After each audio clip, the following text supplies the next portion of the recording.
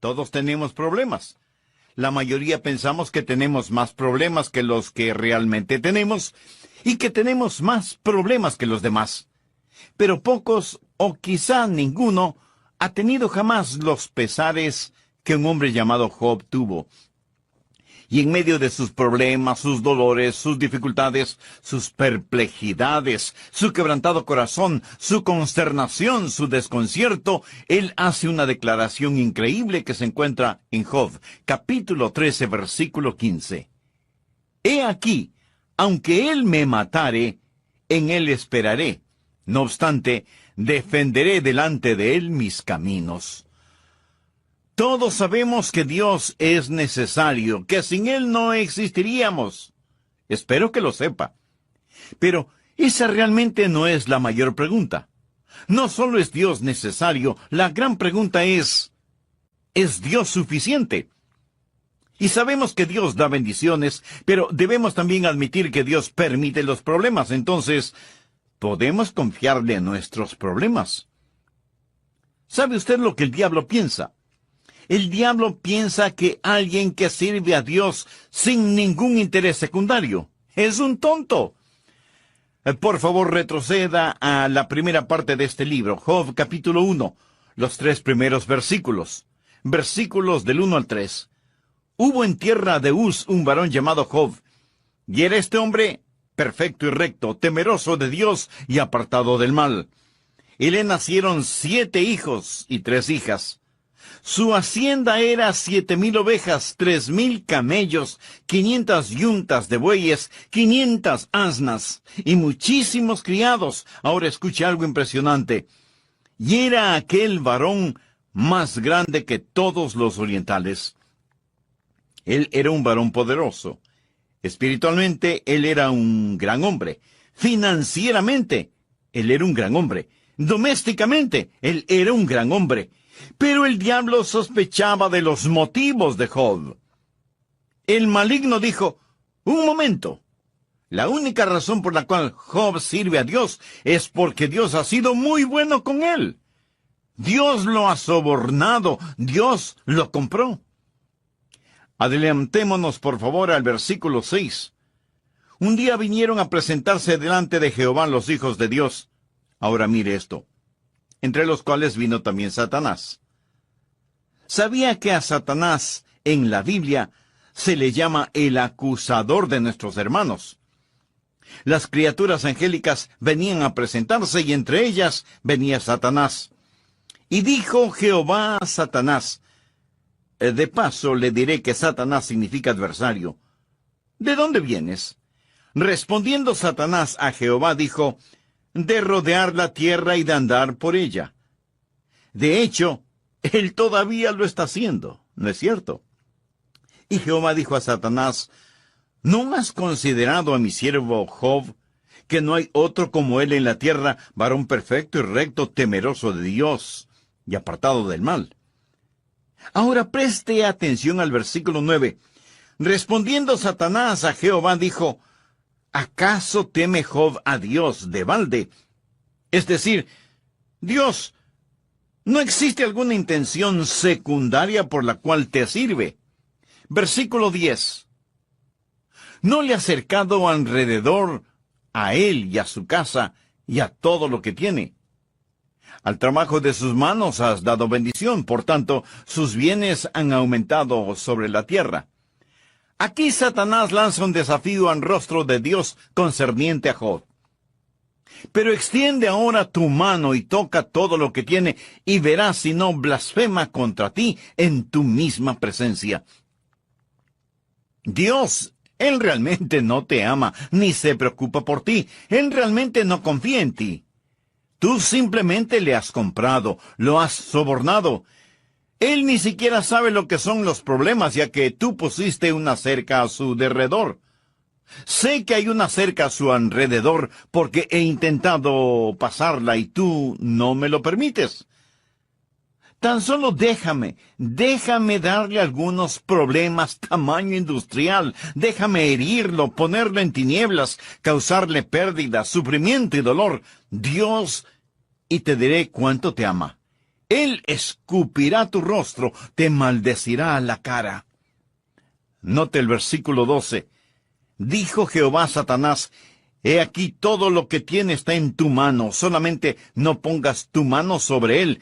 Y salió Satanás de delante de Jehová. Ahora, como veremos, Satanás le causará problemas increíbles a Job.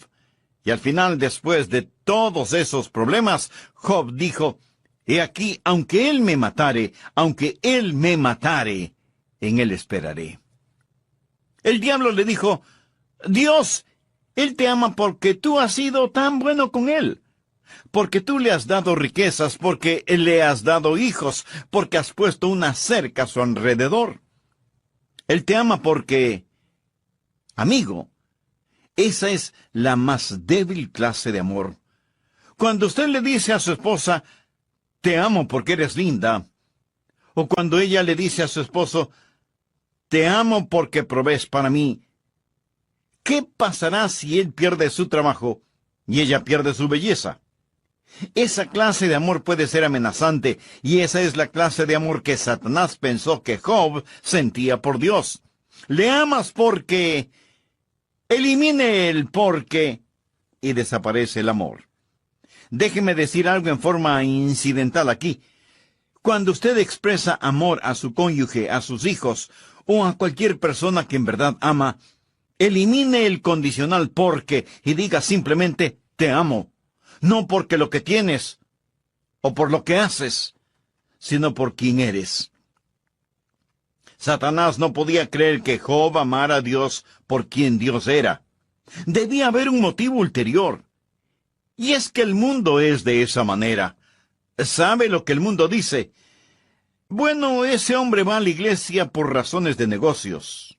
O esa persona está en el ministerio solo para ver qué puede sacar. Y así por el estilo. El diablo está lleno de esa clase de mentiras. Y él no cree que nadie puede amar a Dios simplemente porque ama a Dios. Así que el libro de Job nos mostrará que Dios no solo es necesario, sino que Dios en sí mismo es suficiente como para que le amemos y confiemos en Él en medio de nuestros problemas. Ahora aquí están 3 preguntas que deseo hacerle, y si usted puede responderme sí a estas preguntas, usted tiene el mismo tipo de fe que tenía Job. Pregunta número 1. ¿Puede confiar en Dios cuando usted está sumergido en sufrimiento? ¿Se puede confiar en Dios cuando uno se encuentra sufriendo? Recuerde lo que dijo Job. He aquí, aunque él me matare, en él esperaré. Job sufrió una pérdida increíble. Continuemos con el versículo 13. Estamos en el capítulo 1. Y un día aconteció que sus hijos e hijas comían y bebían vino en casa de su hermano el primogénito, y vino un mensajero a Job y le dijo, estaban arando los bueyes, y las asnas paciendo cerca de ellos, y acometieron los sabeos, y los tomaron, y mataron a los criados a filo de espada. Solamente escapé yo para darte la noticia. Es decir, primero, Job había perdido sus finanzas. Él tenía todos sus animales, su ganado, sus rebaños. Él era un ranchero acaudalado, y súbitamente, en un instante, todo le fue arrebatado.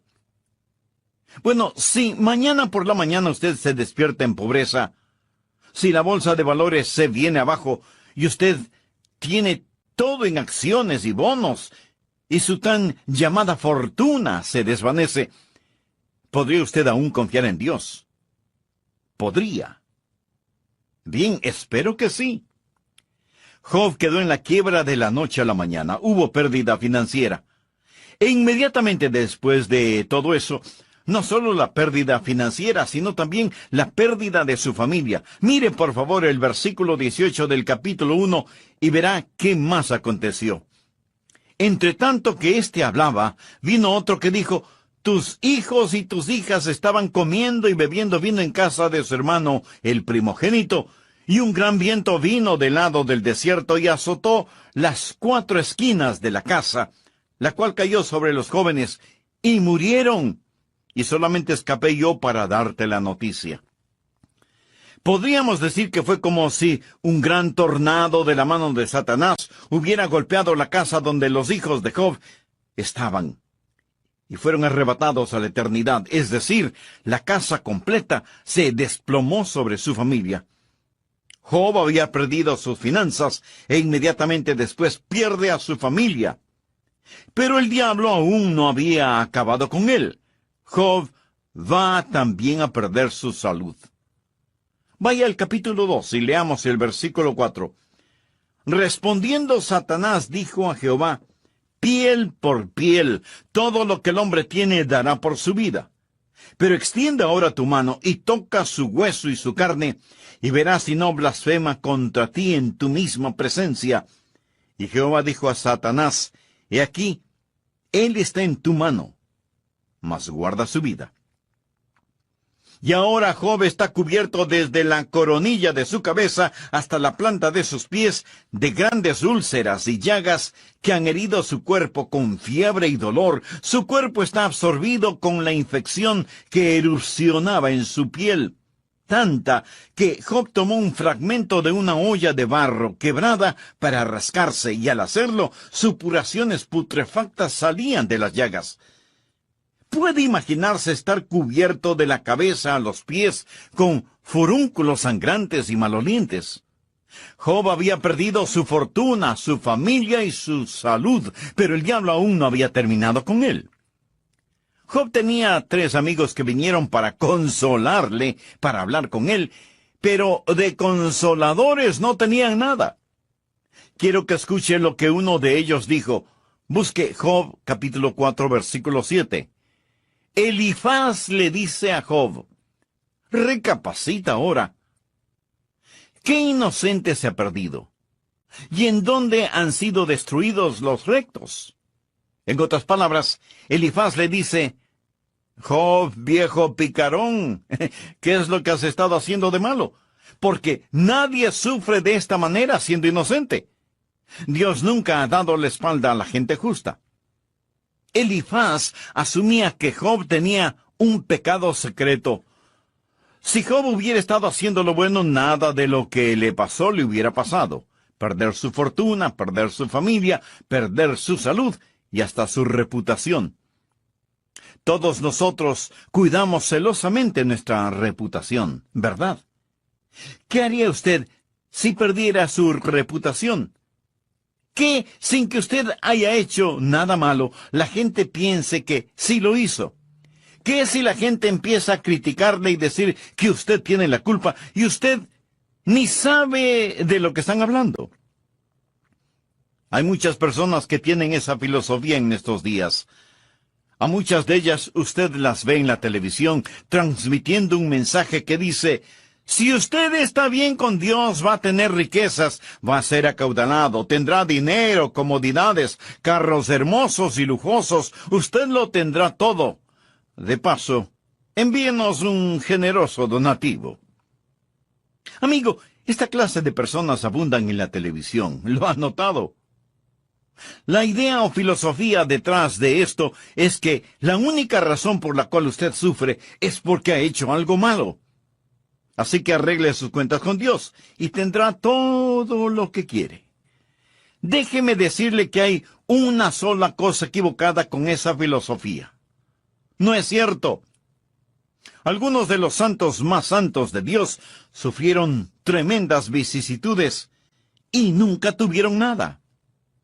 Aquí tenemos al pobre Job, sumido en sufrimiento, total bancarrota, sus hijos muertos debido a un tornado, su cuerpo infectado con una terrible enfermedad, y como si eso fuera poco, sus amigos se preguntan: ¿qué de malo habrá hecho Job?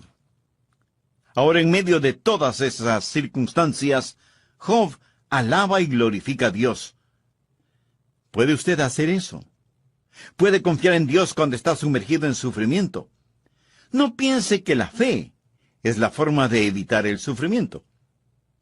Vayamos por un momento al libro de Hebreos capítulo 11. En este capítulo, Dios da una lista de los héroes de la fe, aquellas personas que hicieron cosas increíbles por fe. Y tenemos breves destellos de sus victorias. Los versículos del 32 al 35 dicen: ¿Y qué más digo?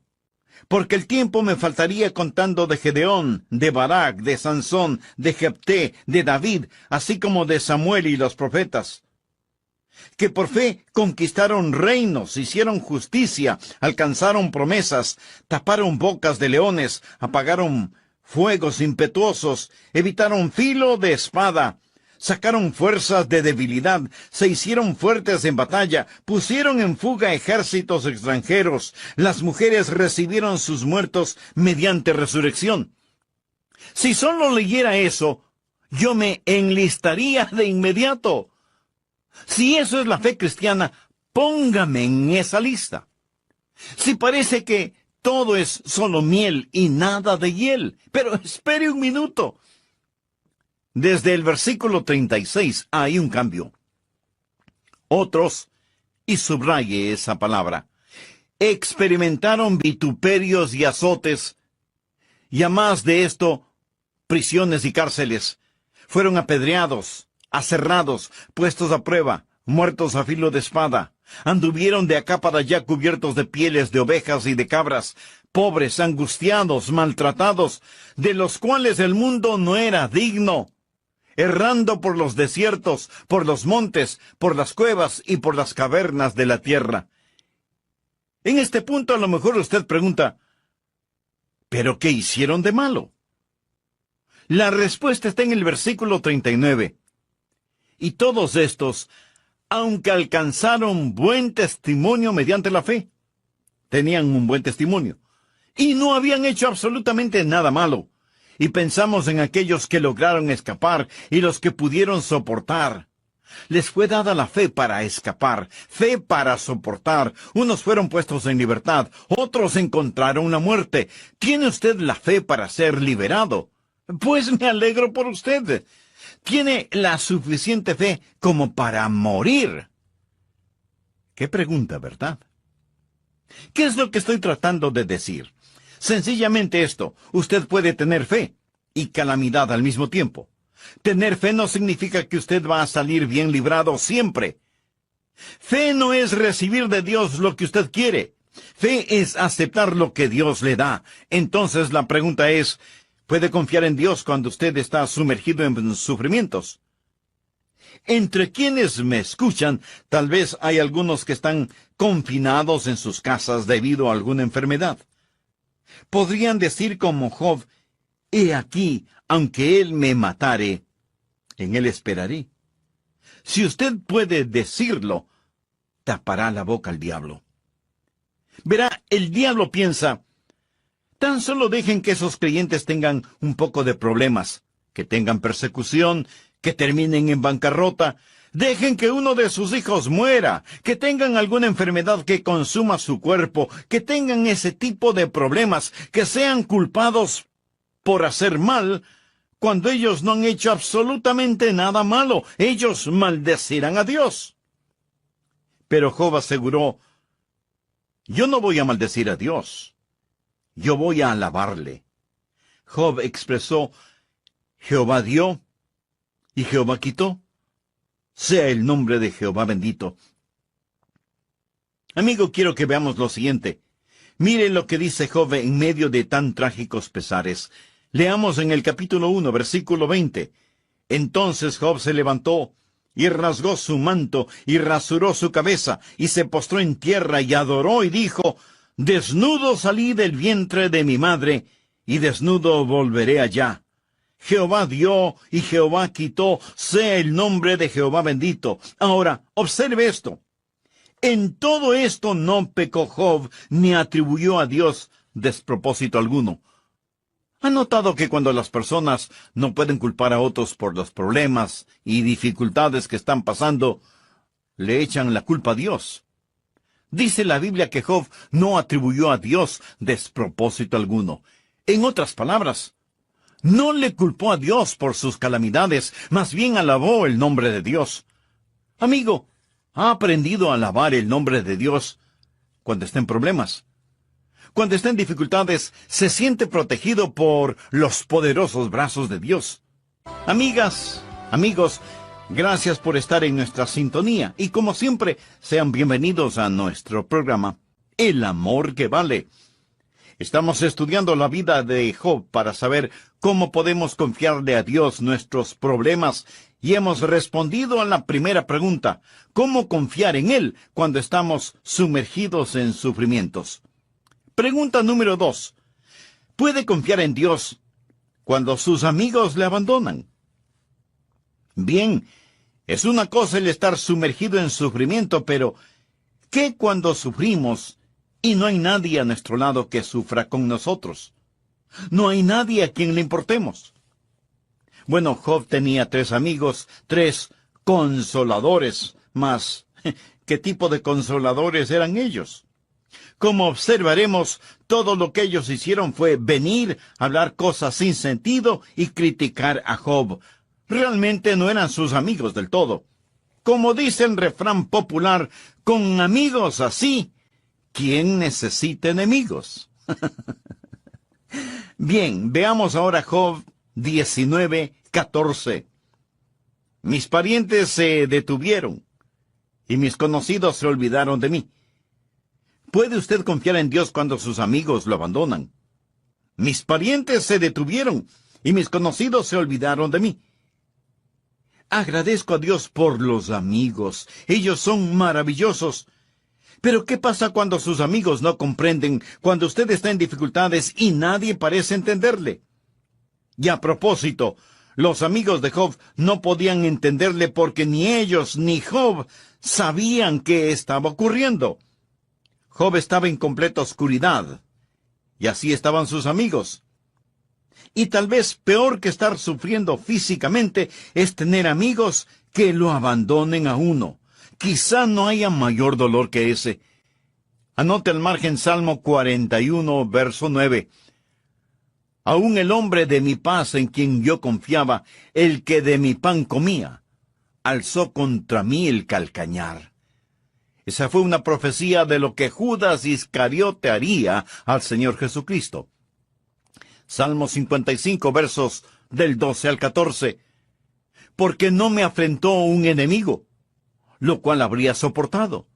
Ni se alzó contra mí el que me aborrecía, porque me hubiera ocultado de él.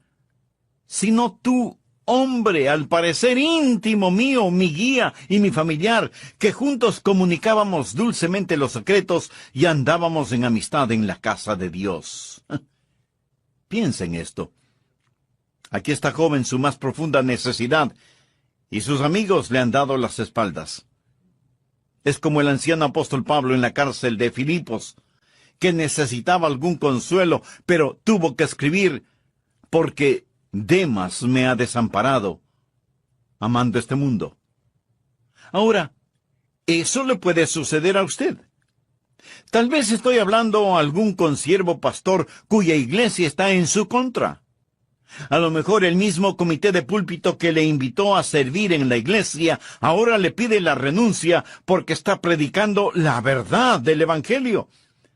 De paso diré que no crea que el mundo le amará por predicar el Evangelio. El mismo mundo que odia a Jesús le odiará a usted. Usted puede verse en tremendos problemas por predicar honestamente el Evangelio. Algunas veces sus asociados más cercanos o las personas a las cuales usted se llega en busca de consejo se volverán contra usted si usted proclama y vive el Evangelio. Es mejor confiar en Dios. Sus amigos algún día le darán la espalda. Sucede con nuestros hijos en las escuelas, colegios y universidades.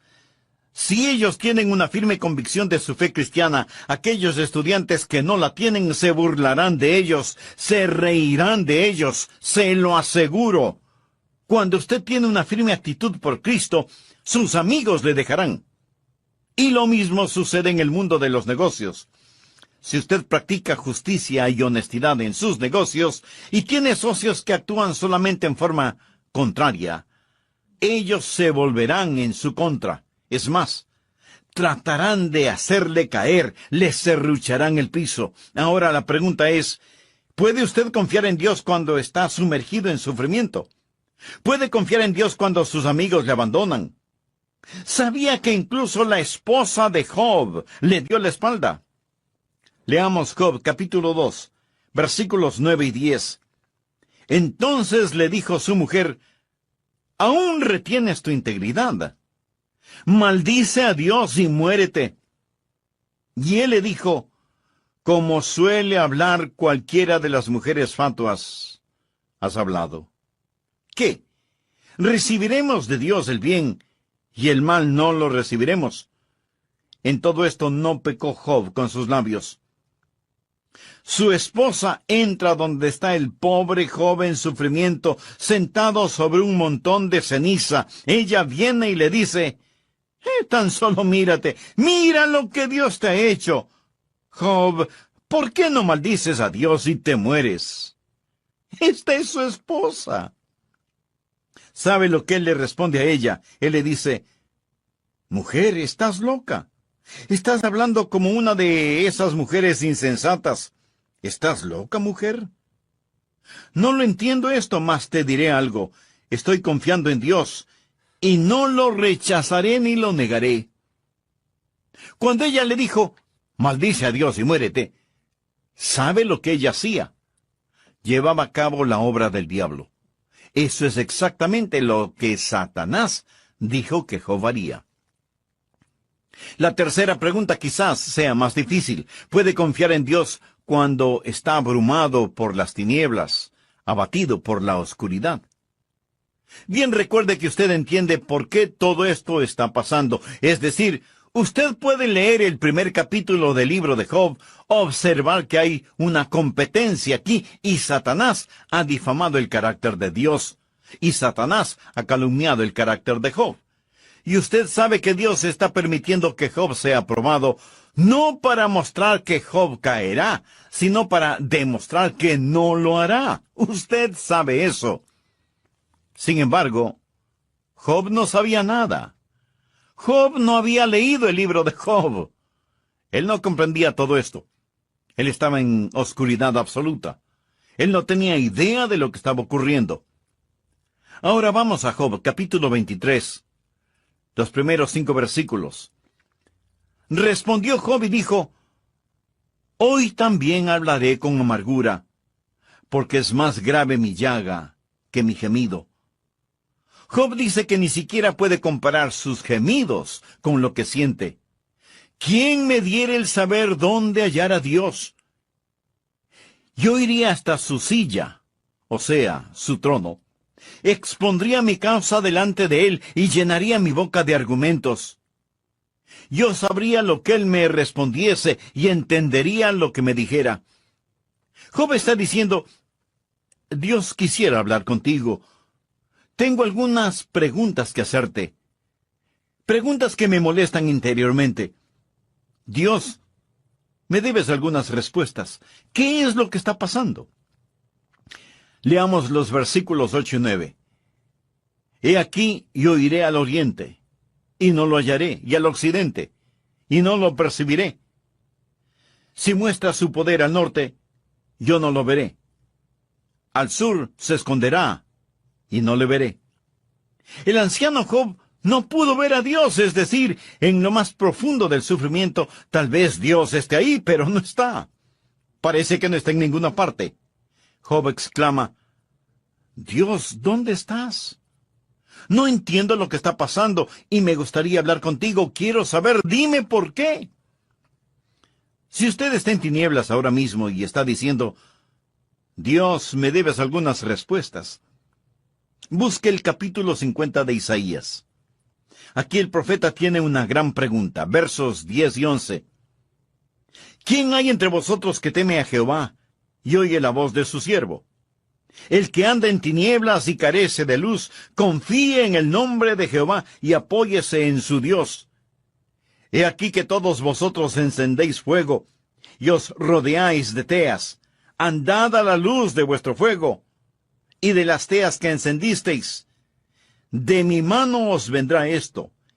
En dolor seréis sepultados. El temer a Dios es bueno. El obedecer a Dios es bueno. Pero, ¿cuál es la siguiente cosa? El que anda en tinieblas. Y usted dirá: un momento, pastor. Eso no parece encajar aquí. Una persona que teme a Dios y obedece a Dios y sin embargo anda en tinieblas y carece de luz, eso no cuadra, pastor. Bien, ¿qué dice Dios que hay que hacer? Confíe en el nombre de Jehová y apóyese en su Dios. ¿Sabe lo que significa apoyarse en Dios? Significa descansar totalmente en Él. ¿Qué hace usted cuando está en tinieblas? Miremos nuevamente el versículo 11. He aquí que todos vosotros encendéis fuego y os rodeáis de teas. Andad a la luz de vuestro fuego y de las teas que encendisteis. De mi mano os vendrá esto. En dolor seréis sepultados. ¿Qué es lo que está diciendo? Cuando esté en oscuridad, no encienda su propio fuego, no encienda su propia luz. Usted puede estar sirviendo a Dios, temiendo a Dios, obedeciendo a Dios, y sin embargo vendrá la oscuridad. ¿Qué es oscuridad? Oscuridad es sencillamente la ausencia de luz. La única forma de que haya oscuridad es eliminando la luz. ¿Quién es la luz? Dios es la luz. Y algunas veces Dios puede irse lejos y dejar a sus siervos en oscuridad. Si usted lee las biografías notables de cristianos, casi todos ellos hablan de algo que identifican como la noche oscura del alma. Habacuc fue uno de esos. Él vio cosas que no pudo entender. Dijo, Dios, ¿cómo puedes hacerme eso? ¿Por qué lo estás haciendo? Dios, no lo comprendo. Juan el Bautista, de quien Jesús dijo, entre los nacidos de mujeres no hay mayor profeta que Juan el Bautista, fue puesto en prisión por Herodes y estando en las tinieblas de la cárcel, él no entendía qué estaba sucediendo. Fue un gran profeta, experimentó tales tinieblas que mandó a sus compañeros a que preguntaran a Jesús si en verdad él era el Mesías o debían esperar por alguien más. El apóstol Pablo, el gran apóstol Pablo, dijo en una ocasión, en apuros, pero gracias a Dios que añadió, mas no desesperados, mas no desesperados. Puede confiar en Dios cuando está sumergido en el dolor. Puede confiar en Dios cuando sus amigos le abandonan. Puede confiar en Dios cuando está abatido por las tinieblas y ni siquiera sabe lo que está ocurriendo. Tal vez si supiera por qué está sufriendo y por qué le abandonaron, entonces quizás podría enfrentar la situación. Bien, si usted puede, dejará al diablo callado. Permítame llegar a la conclusión. Dios finalmente le contesta a Job, al menos le habla a Job, pero no contesta una de las preguntas de Job. Por favor, lea el capítulo 38 de Job. En Dios le enseñó a Job tres cosas. La primera, Dios le enseñó a Job acerca de su soberanía. Capítulo 38, versículos del 1 al 7. Entonces respondió Jehová a Job desde un torbellino y dijo, ¿quién es ese que oscurece el consejo con palabras sin sabiduría?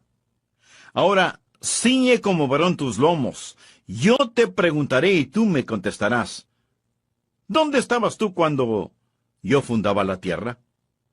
Házmelo saber si tienes inteligencia. ¿Quién ordenó sus medidas, si lo sabes? ¿O quién extendió sobre ella cordel? ¿Sobre qué están fundadas sus bases?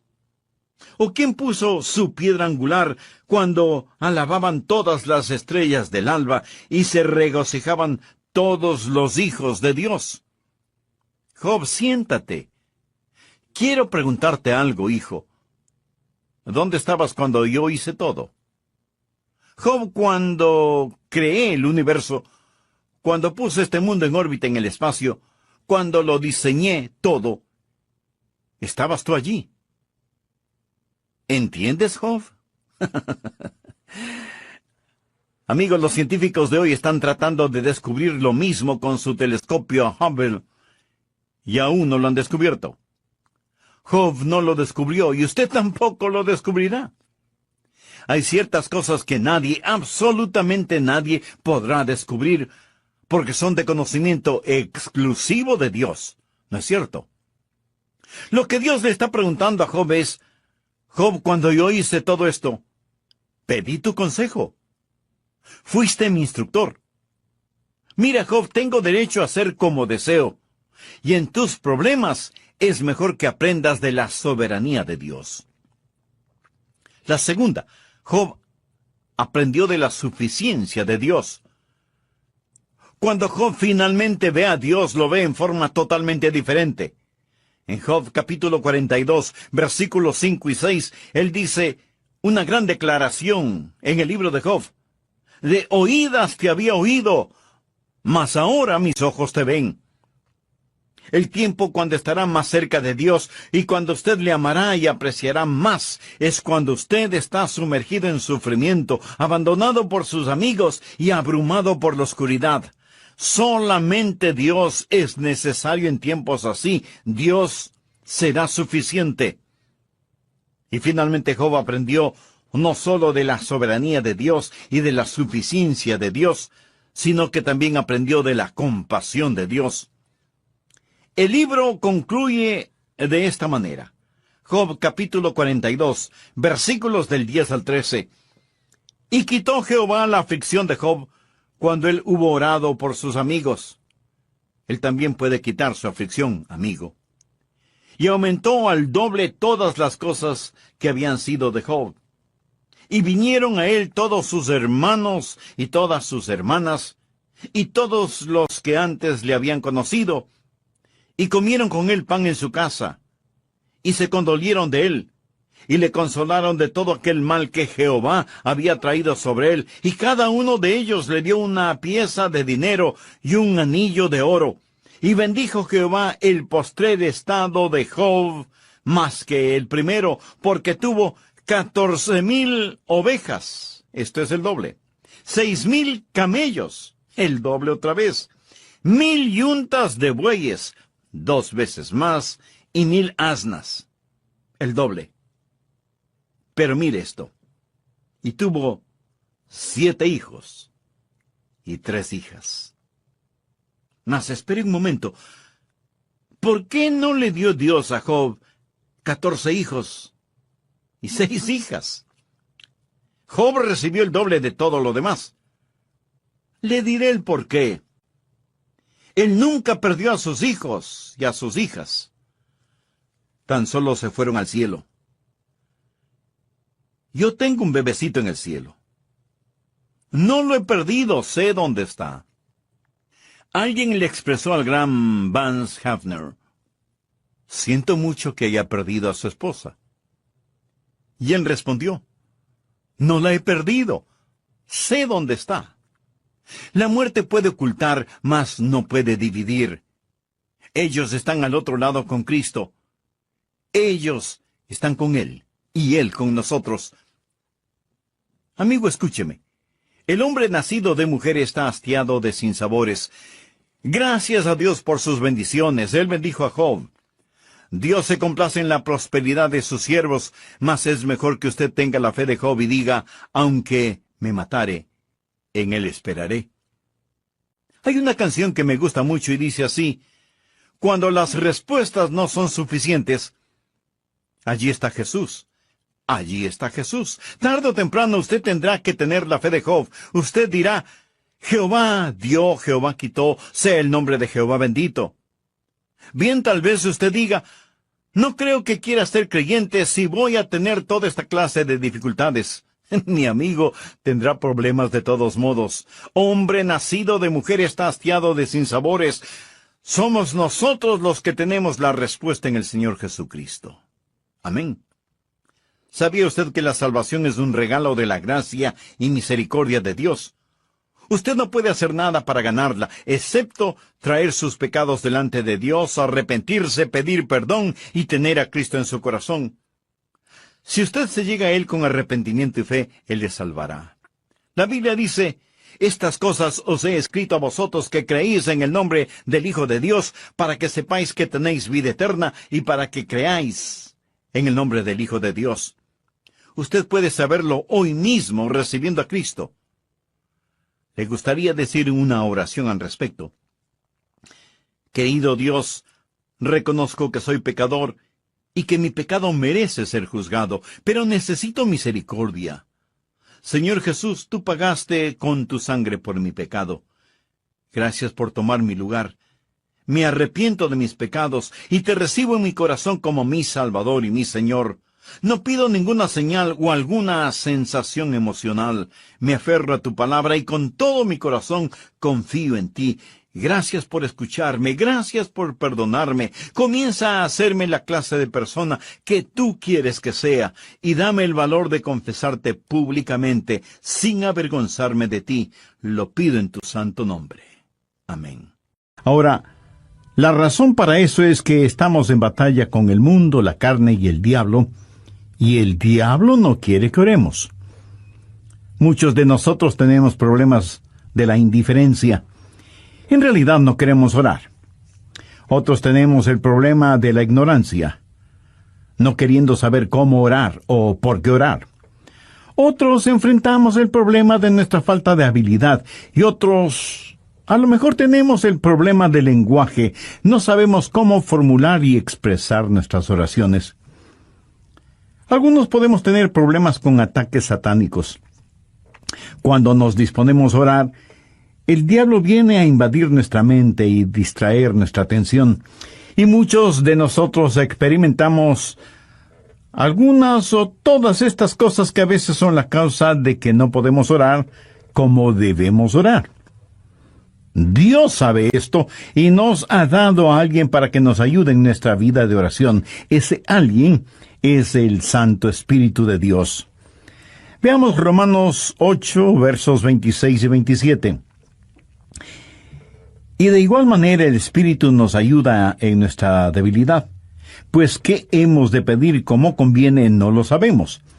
Pero el Espíritu mismo intercede por nosotros con gemidos indecibles.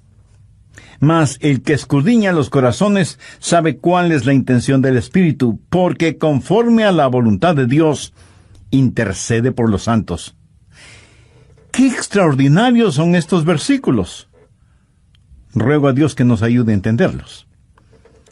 Este es uno de varios textos en la Biblia que enseña que debemos orar en el Espíritu. Por ejemplo, Efesios 6:18, Pablo dice, orando en todo tiempo con toda oración y súplica en el Espíritu. No está hablando de oraciones emocionales, epidérmicas. Ni siquiera hace referencia a orar con energía. El apóstol está haciendo referencia al Espíritu Santo. Y en el clásico versículo 20 de Judas leemos, pero vosotros, amados, edificándoos sobre vuestra santísima fe, orando en el Espíritu Santo. El orar en la carne es fracasar. El orar en el Espíritu es tener éxito. Ahora, cuando hablo de la carne, usted sabe que no me refiero a nuestra piel, huesos, músculos, venas, nervios, glóbulos, células y las 1001 cosas que hacen o conforman nuestro cuerpo físico, que es la casa humana en la cual vivimos. En términos bíblicos, carne también quiere decir nuestra vieja naturaleza. ¿Alguna vez se ha preguntado por qué la iglesia primitiva fue capaz de hacer lo que hizo? Porque esa iglesia caminaba, por así decirlo, sobre sus rodillas. Esa iglesia fue poderosa porque fue poderosa en la oración. Y fue poderosa en la oración porque estaba llena del Espíritu Santo. En Romanos 8 encontramos 7 maneras en que el Espíritu Santo le ayudará en su vida de oración. También veremos la necesidad no solo de ser salvos, sino también de ser llenos del Espíritu Santo. Primero, el Espíritu Santo trabaja en la activación de su voluntad para orar. Veamos Romanos 8, versos del 5 al 7. Porque los que son de la carne, esto hace referencia a nuestra naturaleza adánica, piensan en las cosas de la carne, pero los que son del Espíritu en las cosas del Espíritu. Porque el ocuparse de la carne es muerte, pero el ocuparse del Espíritu es vida y paz. ¿Se pregunta usted a veces, ¿por qué no quiere orar? Mire lo que dicen los versículos 7 y 8. por cuanto los designios de la carne son enemistad contra Dios, porque no se sujetan a la ley de Dios, ni tampoco pueden. Y los que viven según la carne no pueden agradar a Dios. Esta es la razón por la que dije que orar en la carne es fracasar. Orar en el Espíritu es tener éxito. Debemos admitirlo de una buena vez. Muchos de nosotros no oramos simplemente porque no queremos orar. Razonemos un poquito. ¿Acaso no hacemos lo que queremos hacer? Entonces, ¿por qué no queremos orar? Porque a nuestra naturaleza carnal no le gusta orar. Así que cuando no queremos orar, ¿qué nos dice eso? Nos dice que tenemos una mente carnal en vez de tener una mente espiritual. Su mente carnal tiene tanto deseo de orar como un perro puede tener de escuchar ópera. Porque hay algo en nuestra vieja naturaleza que no solo que no quiere orar, sino que siente antipatía hacia la oración. Y necesitamos dejar de tratar de ocultarlo y admitir que esa es la razón cuando no oramos. No queremos orar. Solo el Santo Espíritu de Dios puede activar su voluntad para orar. Pero ¿cómo sucede eso? Veamos Romanos 8:15. Pues no habéis recibido el espíritu de esclavitud para estar otra vez en temor, sino que habéis recibido el espíritu de adopción. El espíritu de adopción es el Espíritu Santo que nos pone en el cuerpo de Cristo. Y cuando recibimos el espíritu de adopción, Dios viene a ser nuestro Padre. ¿Qué sucede entonces? Por el cual clamamos, Abba, Padre. Y le adoramos y le glorificamos. Cuando usted está lleno del Espíritu Santo, ese Espíritu en usted reconoce que Dios es su Padre. Y es natural para una persona llena del Espíritu Santo el decir, Abba, Padre, adorándole y alabándole. Ahora veamos Gálatas 4:6. Pablo dice, y por cuanto sois hijos, Dios envió a vuestros corazones el Espíritu de su Hijo, el cual clama, Abba, Padre. ¿Le gustaba a Jesús orar? Pues claro que sí. ¿Era natural para Jesús el orar? Por supuesto. ¿Quién es el Espíritu Santo? Es el Espíritu del Hijo de Dios. Si el Espíritu Santo está en su corazón y en control de su vida, ¿qué sucederá? Usted tendrá la naturaleza de Jesús, será como Jesús. Y así como fue normal y natural para Jesús el orar a Dios el Padre, también será para usted natural y normal el hacerlo. Cuando el Espíritu Santo de Dios está en usted y usted está rendido al Espíritu, no caminará en la carne. Y el orar será tan normal como el respirar. Esta es la respuesta al problema de falta de apetito para la oración. ¿Qué es lo que hace el Espíritu Santo? Su ministerio es la activación de la voluntad en la oración.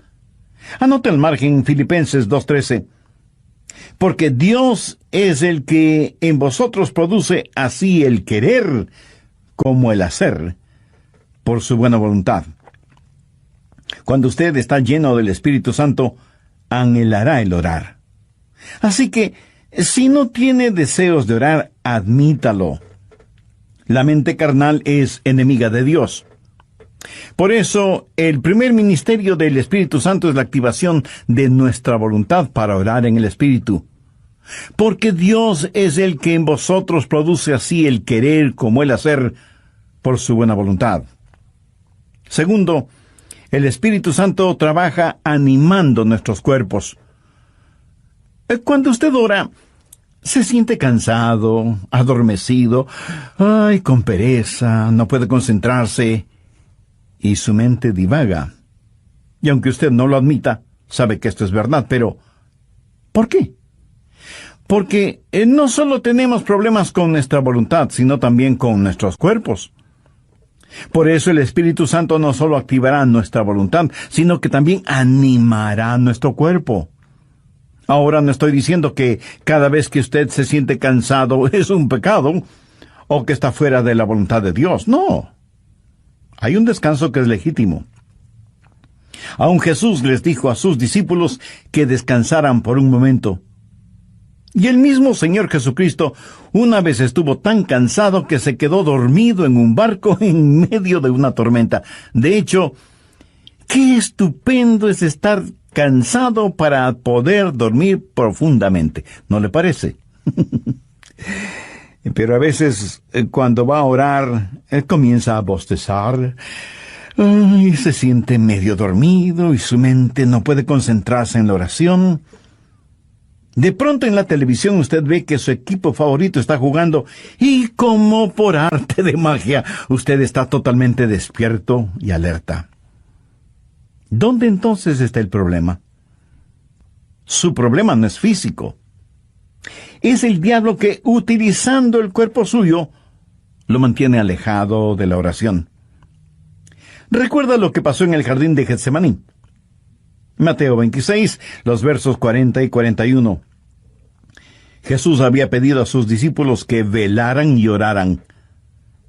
La Biblia dice, vino luego a sus discípulos y los halló durmiendo, y dijo a Pedro, así que no habéis podido velar conmigo una hora. Velad y orad, para que no entréis en tentación. El espíritu a la verdad está dispuesto, pero la carne es débil. Entonces, ¿qué es lo que usted necesita? Necesita ayuda. Es el Santo Espíritu de Dios que está dispuesto a ayudarle a orar en esos momentos y lo hará refrescando, poniendo vigor en su cuerpo. Romanos 8, versos 10 y 11. Pero si Cristo está en vosotros, el cuerpo en verdad está muerto a causa del pecado, mas el Espíritu vive a causa de la justicia. ¿Qué significa esto? Significa que usted ha sido crucificado con Cristo y debido a su pecado, ese pecado fue llevado a la cruz. Jesús no solo se dio por usted, sino que se dio a usted. Cuando Jesús se dio por usted, el cuerpo es muerto a causa del pecado, pero cuando Jesús se dio a usted, el espíritu es vida debido a la justicia. Mire lo que dice el verso 11. Y si el espíritu de aquel que levantó de los muertos a Jesús mora en vosotros, el que levantó de los muertos a Cristo Jesús vivificará también vuestros cuerpos mortales por su espíritu que mora en vosotros. Vivificará vuestros cuerpos mortales, o sea, le dará vitalidad, energía, poder. Usted tendrá la energía y el poder para hacer la voluntad de Dios. Cuando el Espíritu está dispuesto y la carne es débil, cuando usted se rinde al Espíritu Santo de Dios, Él vivificará vuestros cuerpos mortales.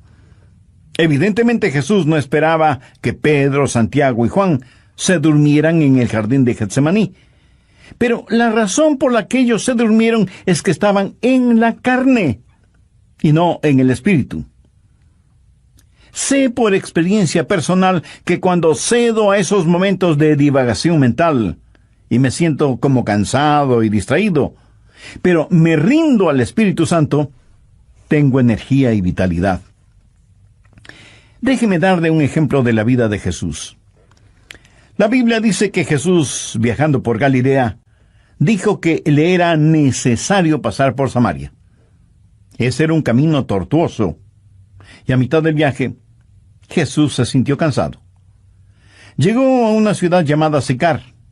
Está cansado, hace calor, está sediento y con hambre.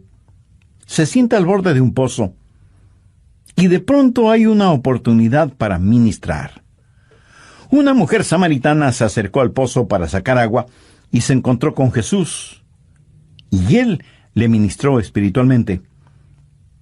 Cuando los discípulos regresaron, encontraron a Jesús revitalizado. Ellos habían ido al pueblo para comprar alimentos, para que Jesús recobre su energía y fortaleza, pero lo encontraron lleno de energía y vitalidad, y se preguntaron, ¿y quién le dio de comer? ¿Quién le ha estado ministrando? ¿Sabe lo que Jesús les dijo? Yo tengo una comida de la cual ustedes nada saben. ¿Qué había sucedido? El Santo Espíritu de Dios había revitalizado el cuerpo del Señor Jesucristo, y el Santo Espíritu de Dios pondrá energía en su cuerpo y lo refrescará y le ayudará. ¿Cómo? Bien, Romanos 8:26. Y de igual manera el Espíritu nos ayuda en nuestra debilidad. Amigo, usted tiene que aceptar y confesar su debilidad. No la niegue, porque eso es algo que no se puede negar. Bueno, sí se puede negar, pero no se debe negar. Usted me dice, pastor, mi debilidad es un inconveniente. No, no lo es.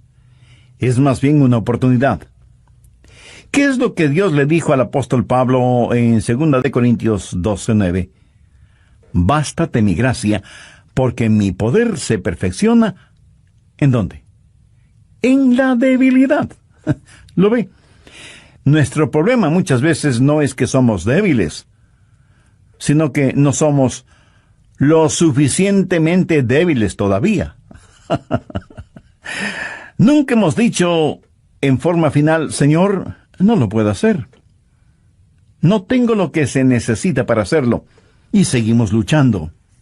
Pero cuando llegamos al final de nuestras fuerzas y nos apropiamos de su fortaleza, entonces usted entenderá cómo Él no solo activará su voluntad, sino que también animará su cuerpo.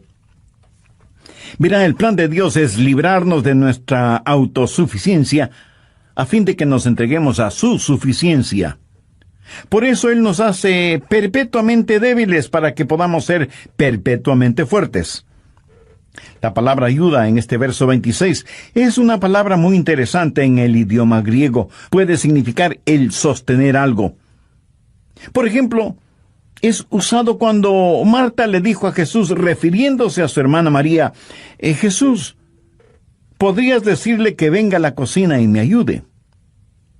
María esperaba que su hermana fuera a la cocina y le ayudara con las ollas y los sartenes y cucharas y cuchillos. Pero esta palabra también significa en vez de. Y esa es la forma en que el Espíritu Santo nos ayuda, junto con y en lugar de. Ahora, esto no es contradicción, aunque parecería serlo. Cuando usted está orando en el Espíritu, ¿quién está orando? ¿Usted o el Espíritu Santo de Dios en usted? La respuesta es sí.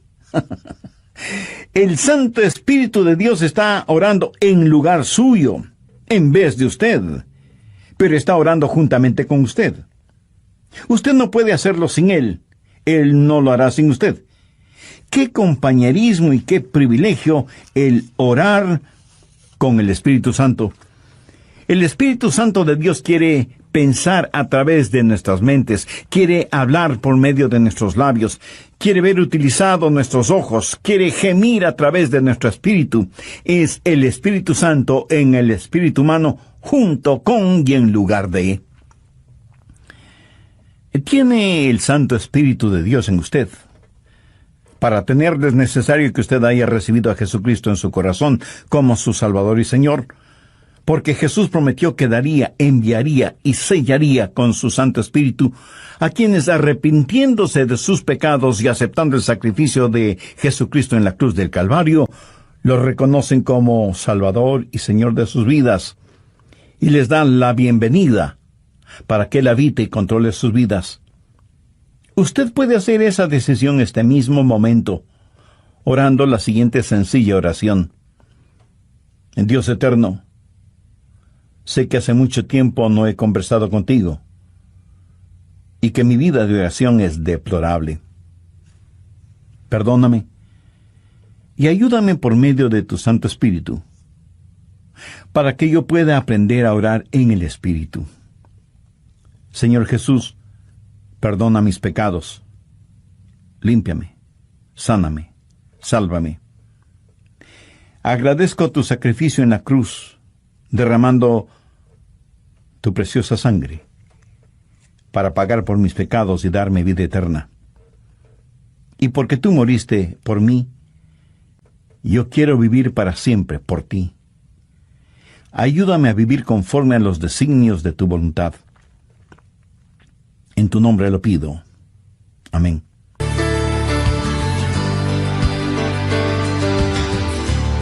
Hoy continuamos estudiando el privilegio de la oración. Escuchemos al Dr. Adrian Rogers.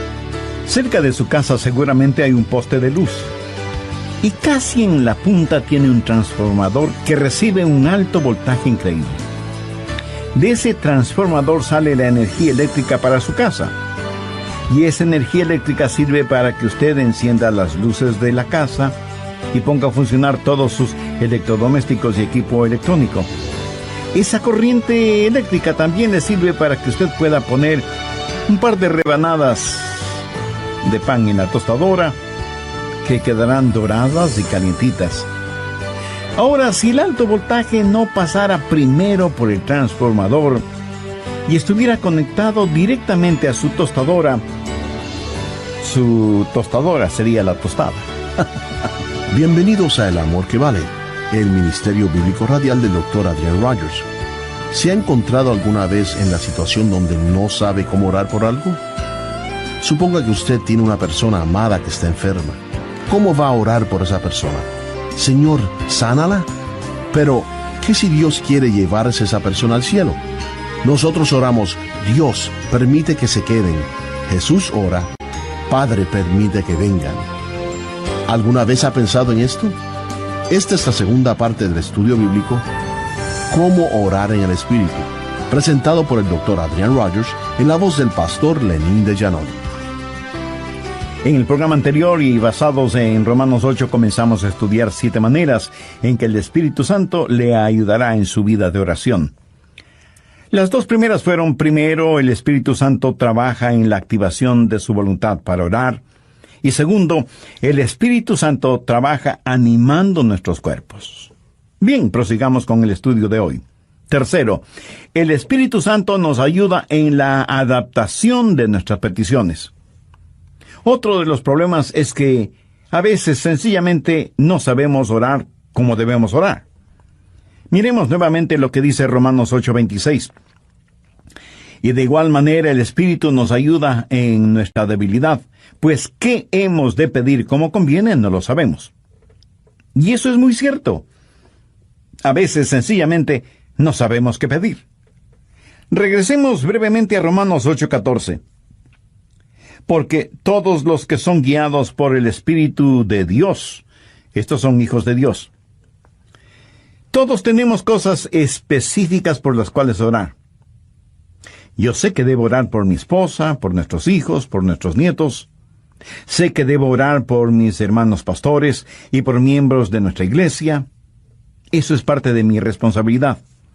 Pero hay muchas cosas que no sé si debo orar por ellas o no. Quiero decir, yo no puedo orar por todas las cosas, porque en ese caso mi oración, en vez de ser como un poderoso río, será como un pantano estancado. Para que la oración sea efectiva, debe ser selectiva. Y aun cuando sepamos por qué orar, no sabemos cosas específicas por las cuales orar. Suponga que usted tiene una persona amada que está enferma. ¿Cómo va a orar por esa persona? Señor, sánala. Pero, ¿qué si Dios quiere llevarse a esa persona al cielo? Usted sabe lo que Jesús dijo, oró, en Juan 17:24. Padre, aquellos que me has dado, quiero que donde yo estoy, también ellos estén conmigo, para que vean mi gloria. Nosotros oramos, Dios, permite que se queden. Jesús ora, Padre, permite que vengan. ¿Alguna vez usted ha pensado en eso? ¿Cuánta gente está orando por los perdidos? Por lo general, la gente ora por los enfermos. Y no solo oran por los enfermos, sino por los santos enfermos. Oran por su tía, que es una maravillosa creyente, o por el diácono Pérez, que es un genuino hombre de Dios, y piden que Dios les sane. Sí, es cierto. A veces Dios dirige nuestras oraciones en ese sentido. Pero ¿ha notado que a veces tenemos más interés en mantener a los santos fuera del cielo que a los perdidos fuera del infierno? Cuando oramos, no estamos agonizando para que los perdidos se salven. Cuando el apóstol Pablo, siendo todavía Saulo de Tarso, estaba sembrando el pánico entre los primeros cristianos y fue el perseguidor de la iglesia. Prácticamente enviaba a los cristianos a la muerte. Él aún sostuvo las ropas de Esteban, el primer mártir cristiano, mientras este gran hombre de Dios era apedreado hasta la muerte. ¿Se imagina a esos preciosos hermanos y hermanas de la iglesia primitiva sufriendo el odio de Saulo de Tarso, perseguidos, echados en las cárceles, muchas veces asesinados? ¿Se imagina a esos creyentes orando: Señor, Saulo es un archienemigo de tu iglesia, ten la bondad de eliminarlo? Pero Dios no eliminó a Saulo, más bien lo salvó y lo convirtió en el gran apóstol Pablo. Permítame ilustrar este punto. Cerca de su casa seguramente hay un poste de luz, y casi en la punta tiene un transformador que recibe un alto voltaje. Increíble. De ese transformador sale la energía eléctrica para su casa, y esa energía eléctrica sirve para que usted encienda las luces de casa y ponga a funcionar todos sus electrodomésticos y equipo electrónico. Esa corriente eléctrica también le sirve para que usted pueda poner un par de rebanadas de pan en la tostadora, que quedarán doradas y calientitas. Ahora, escúcheme. Si el alto voltaje no pasara primero por el transformador y estuviera conectado directamente a la tostadora, su tostadora sería la tostada. El alto voltaje es controlado en el transformador. Es la misma energía, pero transformada. Escúcheme. El Santo Espíritu de Dios es como el transformador. Toma nuestras oraciones. Dios ve nuestro corazón y es el mismo Espíritu que hace intercesión por nosotros de acuerdo a la voluntad de Dios.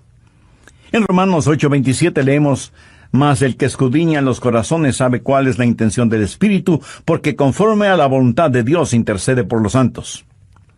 Cuarto, el Espíritu Santo nos ayuda en la administración de nuestro acceso a Dios. Verá, usted no se presenta súbitamente delante de Dios.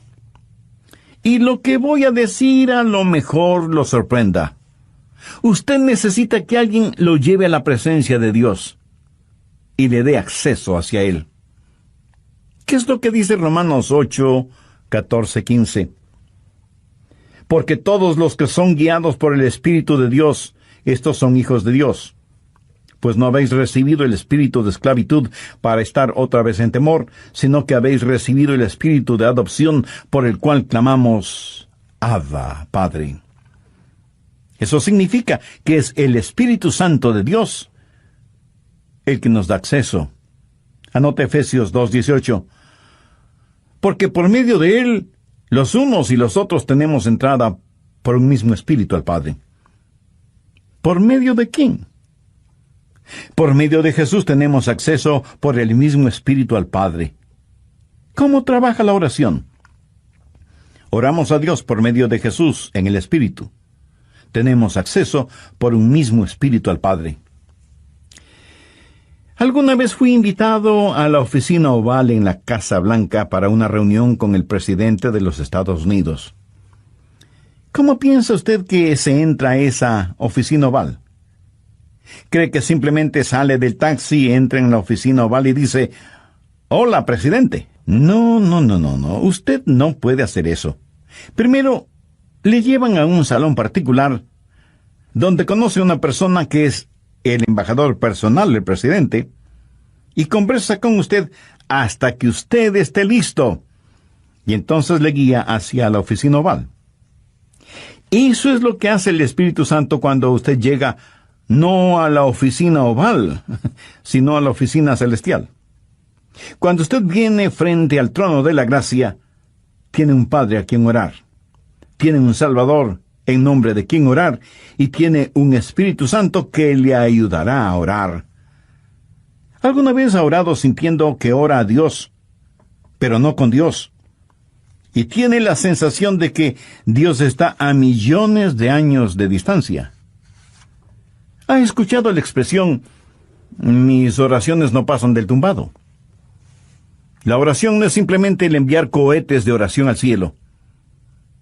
Es el hablar con un amigo. Dios nos da la invitación real para que oremos, y Dios nos da un palacio y nos trae y nos guía, y tiene una persona de la realeza, el Espíritu Santo, para que nos lleve a su presencia. Quinto, el Espíritu Santo nos ayuda en la articulación de nuestras palabras.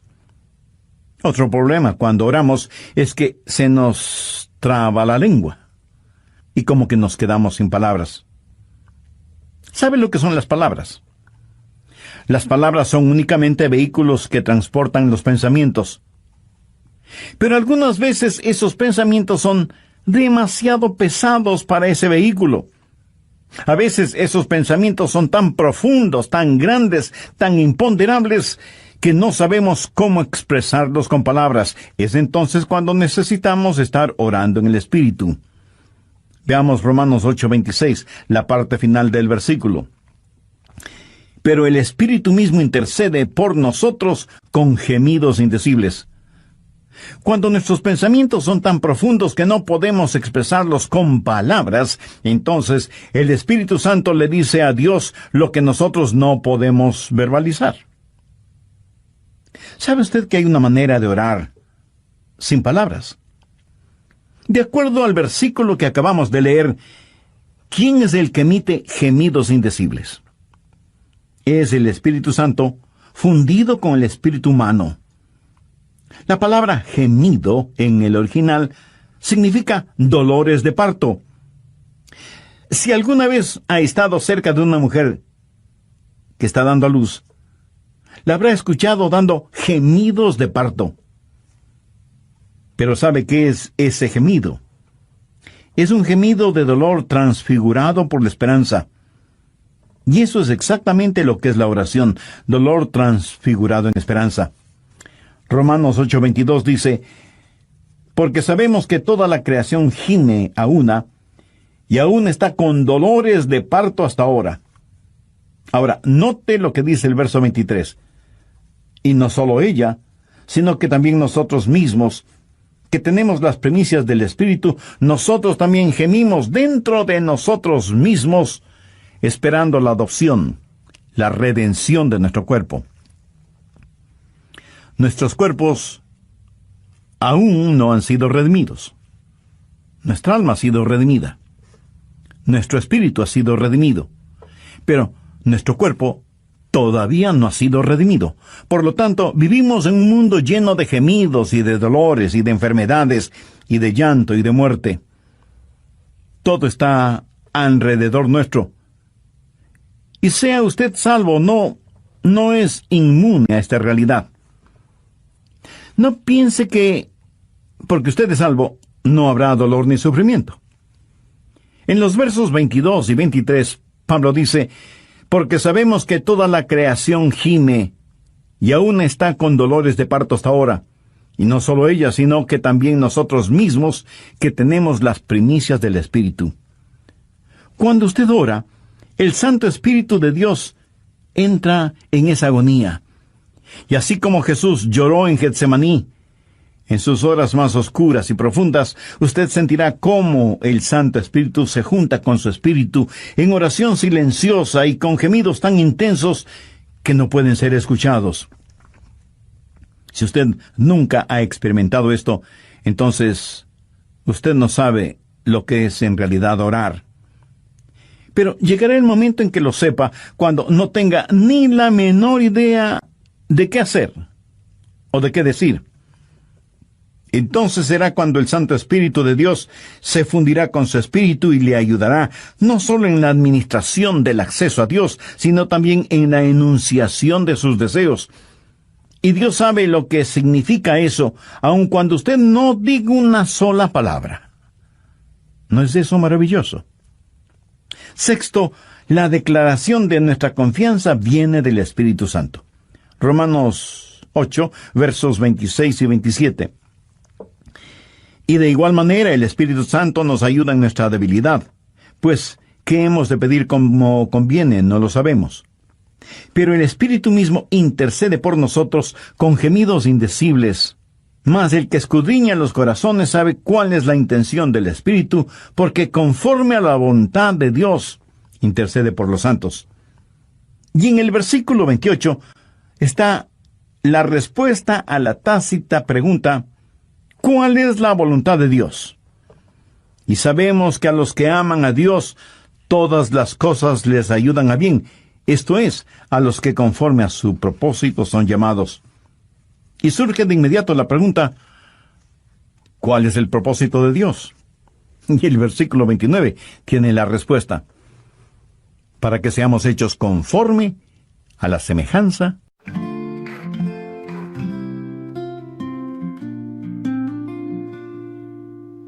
The desert whispers secrets in the sand.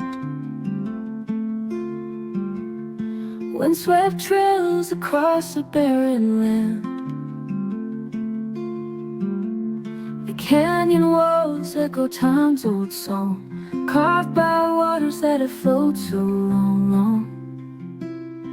Nature's voice sings a melody. In the stillness here we are free.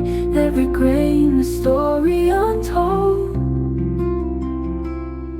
In the silence life's mysteries unfold.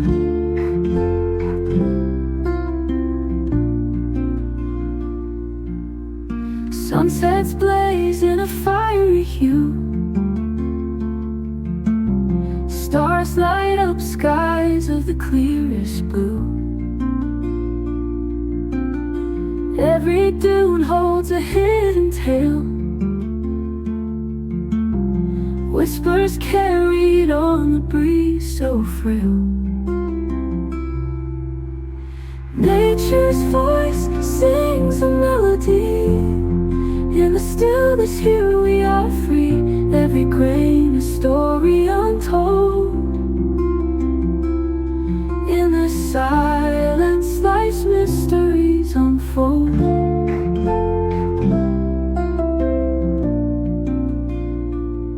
Feel the earth breathe beneath your feet. Buried dreams and ancient beats. Listen close to the desert's rhyme. In this wasteland we find time. Nature's voice sings a melody. In the stillness here we are free. Every grain a story untold. In the silence life's mysteries unfold.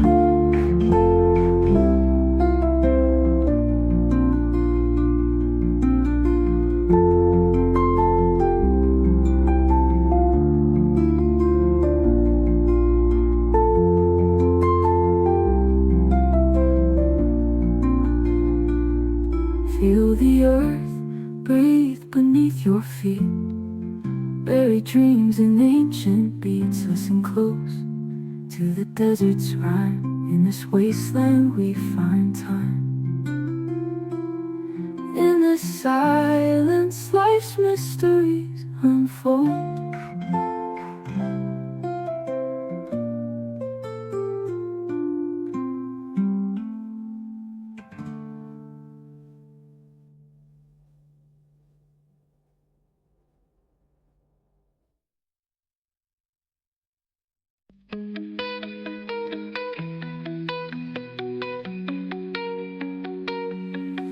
In a world that's cold and gray, light that never fades away, heart so pure, so kind and true, hope you bring with all you do.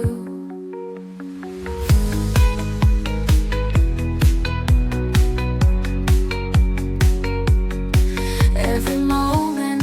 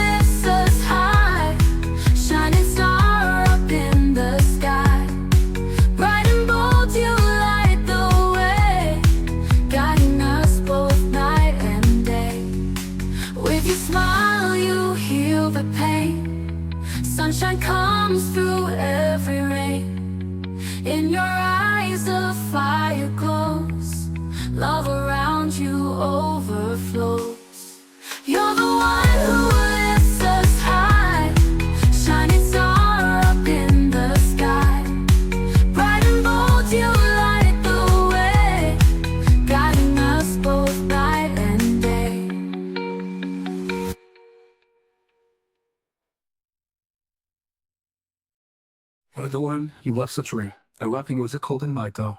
And you are one who lifts us high, from you and all night at the modern day. And you touch me start to heal, looking tall you never bending. With your love our hearts are mending, every dream you make it real. With your touch we start to heal. You're the one who lifts us high, shining star up in the sky. Bright and bold you light the way, guiding us both night and day. With your smile you heal the pain, sunshine comes through every rain. In your eyes a fire glows, love around you overflows. You're the one who lifts us high, shining star up in the sky. Bright and bold you light the way, guiding us both night and day.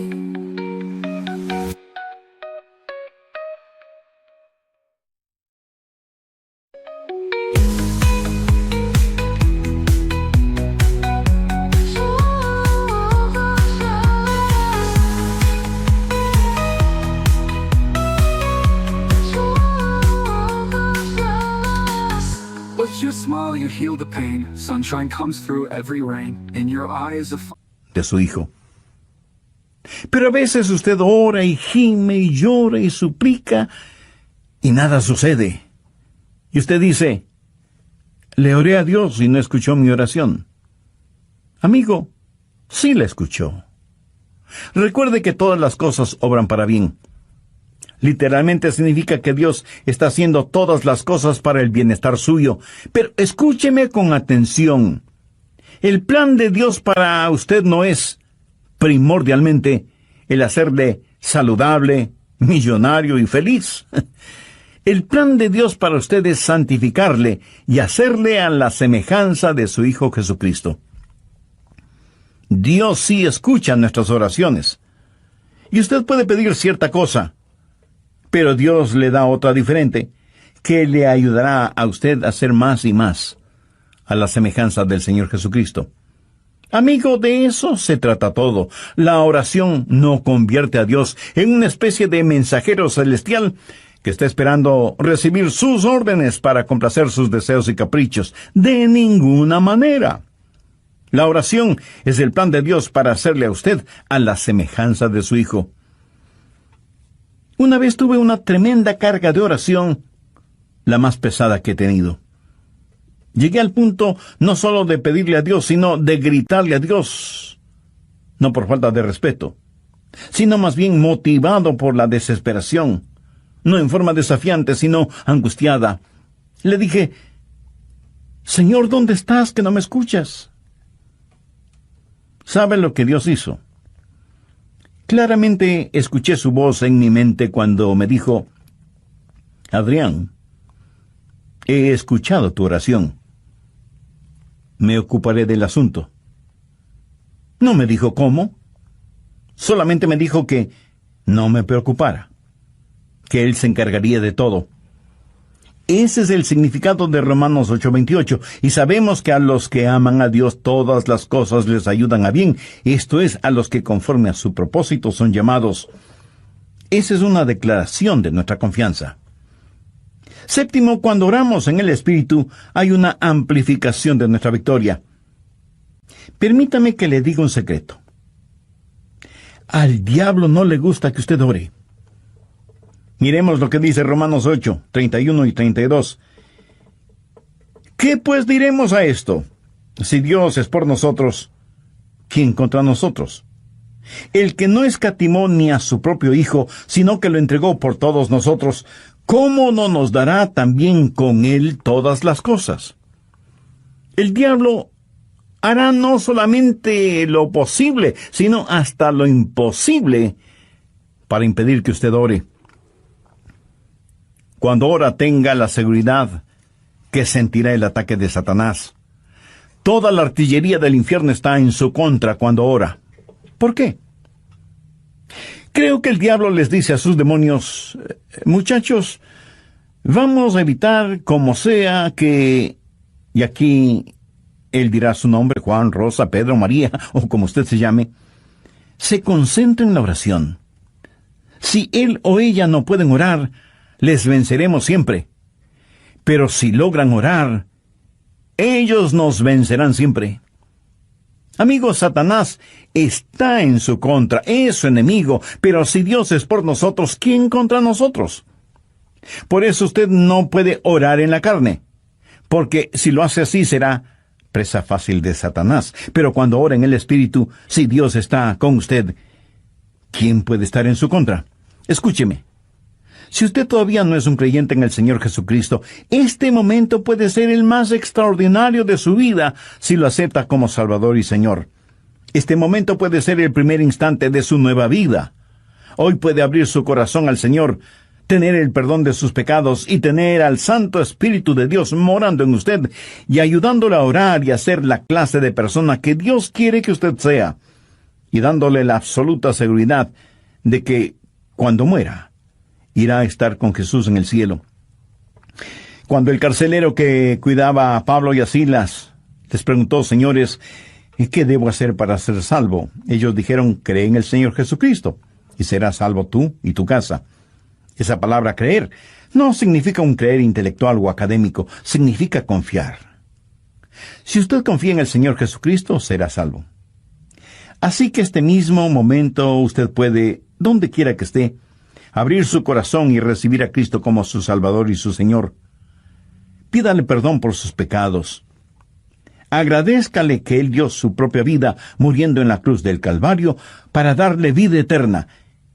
Y busque en su palabra el conocer y hacer la voluntad de Dios en su vida. Si usted tomó esa decisión espiritual, estoy seguro que un gozo indescriptible y sereno inundará todo su ser.